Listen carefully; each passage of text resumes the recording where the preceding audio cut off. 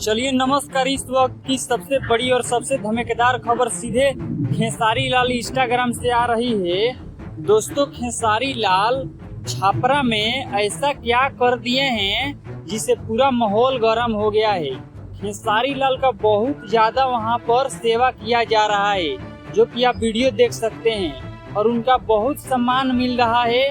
और आने वाले दिन में खेसारी लाल छापरा में कुछ नया करने वाले हैं। आप सभी लोग क्या सोचते हैं खेसारी लाल को, और छापरा से कितना लोग हैं, और छापरा में पवन सिंह के खिलाफ खेसारी लाल पवन सिंह ने मुजफ्फरपुर में कल प्रोग्राम किए थे, जो कि हम अपने वीडियो में बताए हैं आप सभी को। तो खेसारी लाल के जितने फैंस हैं, क्या खेसारी लाल छापरा में जीत पाएंगे? उनका 1 नंबर सीट होगा, और ललटेन छाप पर बटन दबाकर भारी मतों से उनको जिताइए, और खेसारी लाल का भारी मतों से जिताकर विजयी बनाइए, क्योंकि खेसारी लाल आने वाले दिन में सभी का सेवा करेंगे। बाकी आप लोग इसके बारे में क्या कहना चाहते हैं, अपनी राय हमें नीचे कमेंट बॉक्स में बताइएगा।